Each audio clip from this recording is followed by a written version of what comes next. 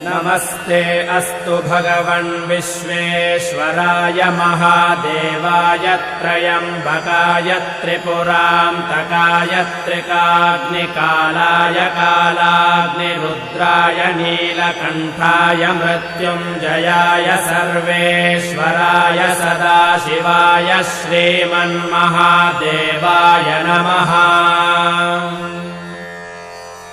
नमो हिरण्यबाहवे सेनान्ये दिशां च पतये नमो नमो वृक्षेभ्यो हरिकेशेभ्यः पशूनां पतये नमो नमः। ఒక్కొక్కరికి ఒక్కొక్క విచిత్రమైనటువంటి లక్షణం.